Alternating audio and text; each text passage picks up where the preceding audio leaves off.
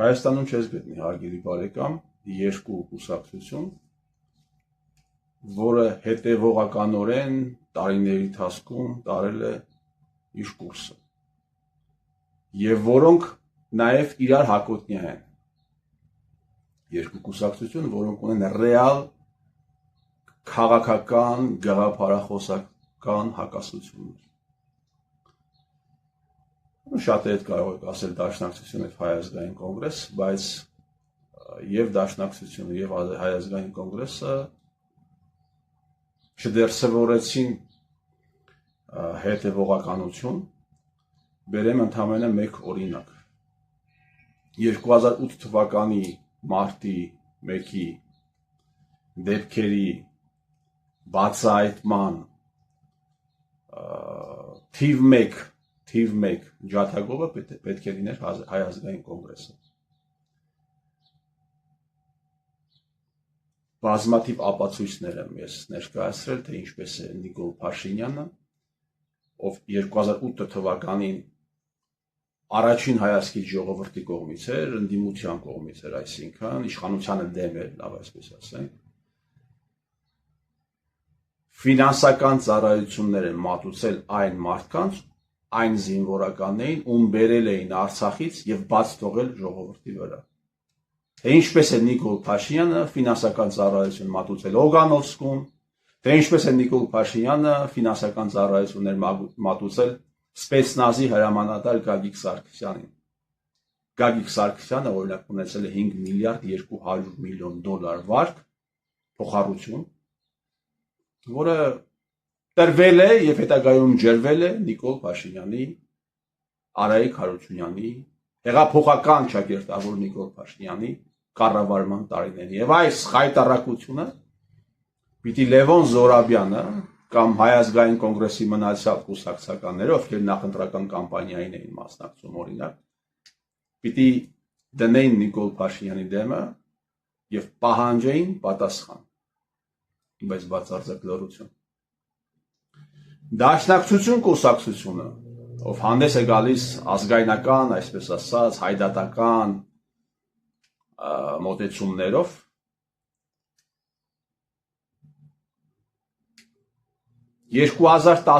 թվականին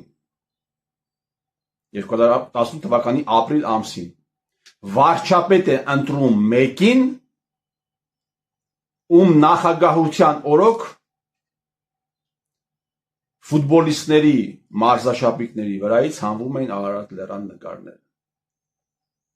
ում նախագահության օրոք կարելի ասել կասկածի տակ էր դրվում ցեղասպանության հանգամանքը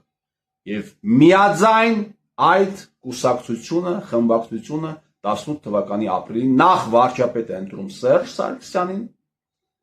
ում կառավարման տարիներին բազմաթիվ են եղել դեպքեր, տասնյակ են եղել դեպքեր, թե հասարակական սեկտորից, թե բյուրոկրատական համակարգից, մարդիկ, ովքեր վերապատրաստում են անցել Թուրքիայում եւ հետագայում ունեցել են կարիերայի թրիշկաձև աճ։ Եվ այդ կուսակցությունը, այդ խմբակցությունը վարչապետ է ընտրում սկզբից Սերժ Սարգսյանին, այս ամենի թիվ 1 պատասխանատուին եւ հետագայում մեկ շաբաթ անց նույն խմբակցությունը բացառությամբ մի հոգու վարչապետ է ընտրում փողոցային շարժում գեներացնող իբրև թե Նիկոլ Փաշինյանին։ Այս կուսակցությունը, հարգելի բարեկամներ, առավոտից երեկո խոսել է, խոսում է Արցախից, բայց կուսակցության մարդիկ, կուսակցականները Արցախում զբաղված են, Արցախի կորստից են խոսում, բոզի լաց են դրել, բայց բազմաթիվ կուսակցականներ ներգրաված են եղել Արցախում տեղի ունեցած կոռուպցիայի, հսկայածավալ կոռուպցիայի մեջ։ Դեպքեր են եղել, հարգելի բարեկամներ, շատ են խոսել սրա մասին, եւ դաշնակ մասնակցներ իրենց հեկերը վաճառել են ադրբեջանցիներին, Հայաստանի կառավարությունից կոմպենսացիա են ստացել։ Չկան կուսակցություններ, որոնք գաղափարական հակասություններ ունեն, չկան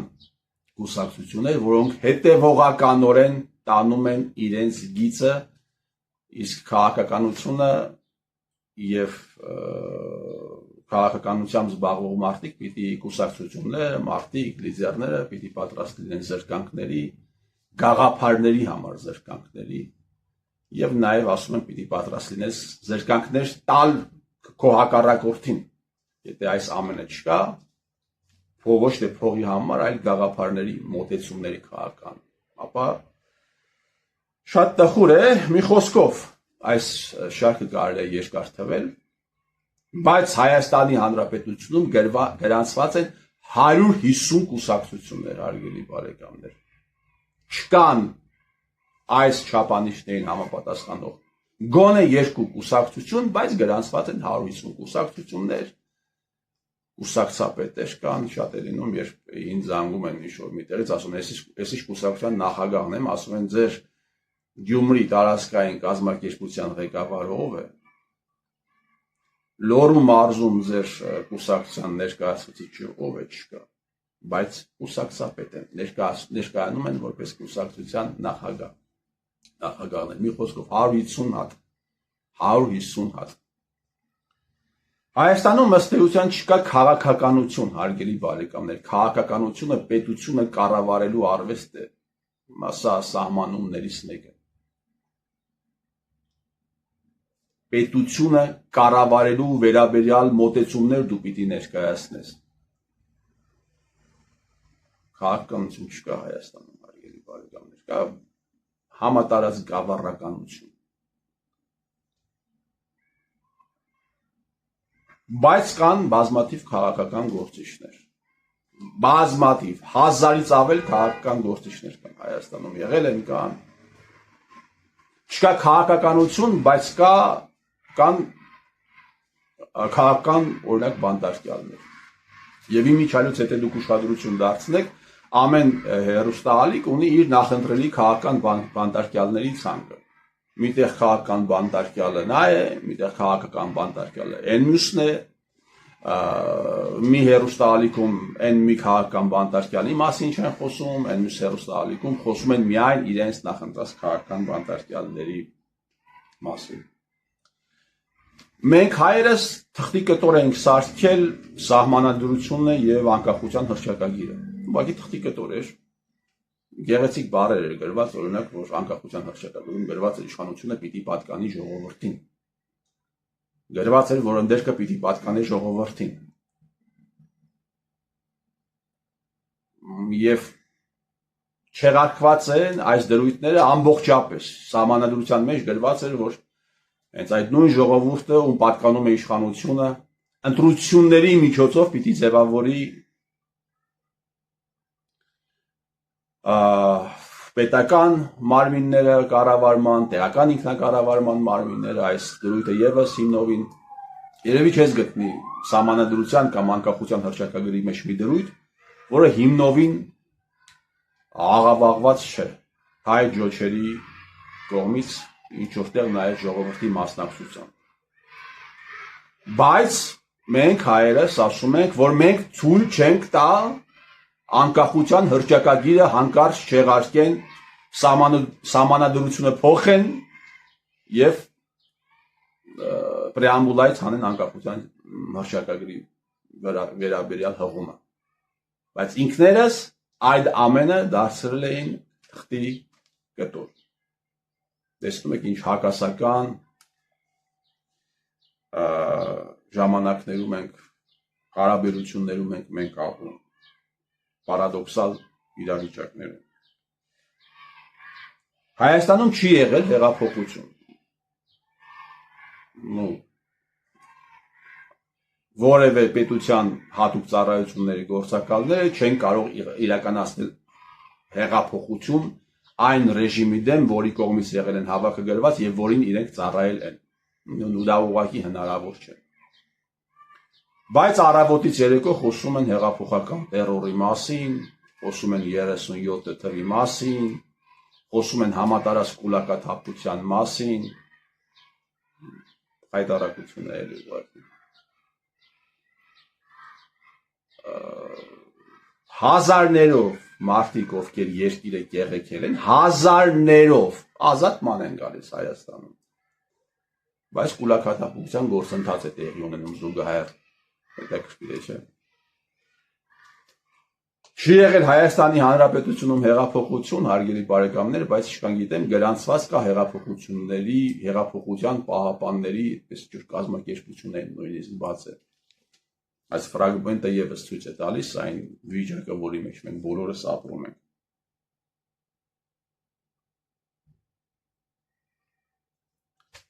Անվտանգային հարցերը շատ կարևոր են։ Բոլորն են ասում, անվտանգային հարցերը, բանակը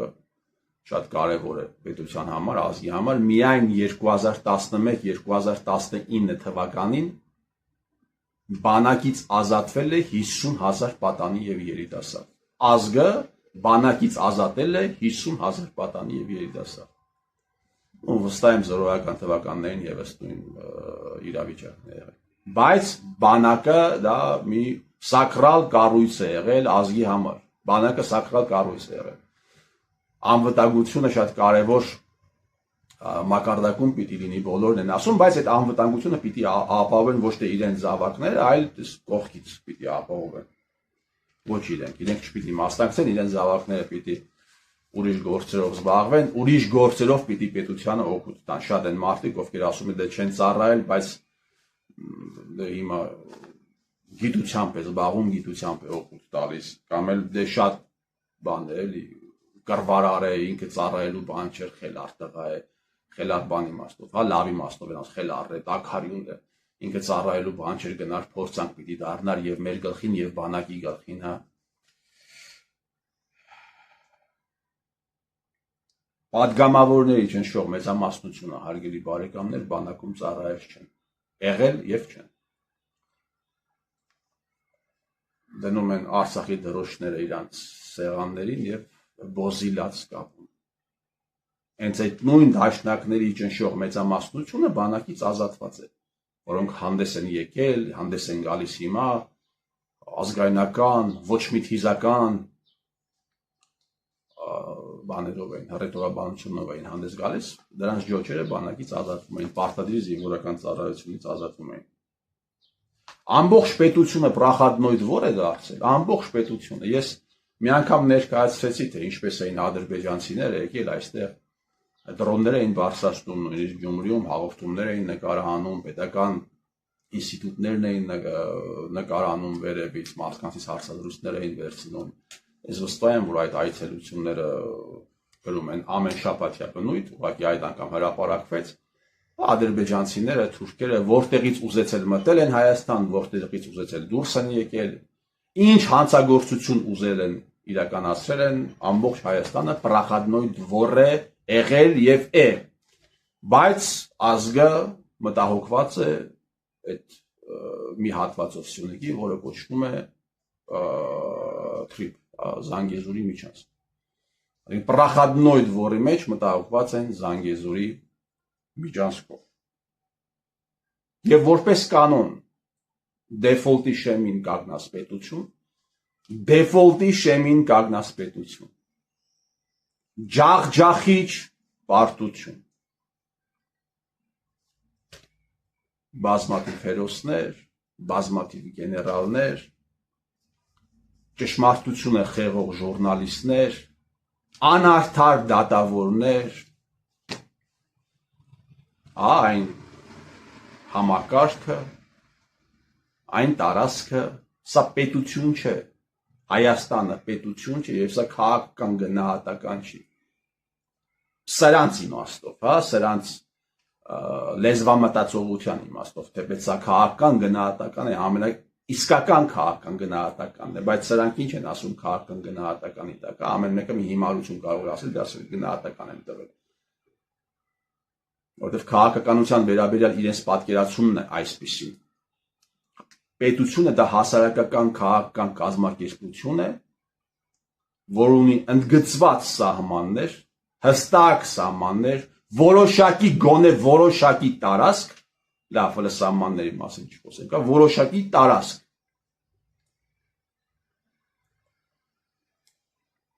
որի վրա ունի օրինական բռնություն կատարելու մենաշնորհ եւ սուվերենություն։ Սուվերենության մասին խոսելը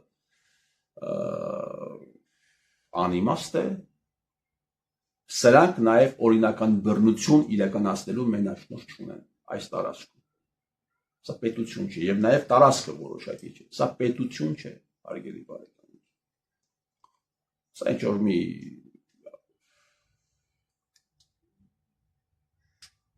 գիտեմ ամեն ինչ կարելի ասել բացի պետությունից, չեմ ուզում կոպիտ բառեր ասել այսօր, դրա համար զերծ կմնամ գնահատական տալուց, թե սա ինչ է։ Եվ իսկ ինչ պետք է անել։ Յուրաքանչյուր մարդ իր տեղում պիտի իր գործունեության համար, իր խոսքի համար պիտի պատասխանատվություն կրի, չմասնակցի այս ամորալությունը, պետք է իրականացնել հերոսություններ, պետք է ուղղակի ստորություններ չանել, պետք է չենթարկվել այս սիստեմին, ընդհանրապես, չեմ ասում գործազուրկ դարձեք, բայց մտածեք արդար, գործեք արդար, խոսեք արդար եւ մի ենթարկվեք այն մարդկանց, ովքեր սարքել են ձեր երեխաների, ձեր ծնողների գլխին այս ամենը հայերն են իրականացրել, հայերն են մտածել, հայերն են իրականացել հայերի գլխին։ Գիտեք ինչի համար, իշխանության եւ փողի։ Ուրիշ բան չկա, միայն իշխանության մարմաճը եւ փողի եւ փողասիրություն։ Ես վստահ եմ ինչ-որ մի բա այս սիստեմը կփլուզվի, այս ռեժիմը կփլուզվի, դա աստված լինի հայ ձեռքով, եթե ոչ օտարի ձեռքով է լինելու, եւ թող օրհնվի այդ օրը։ Ես ձեր տիրոջ մերը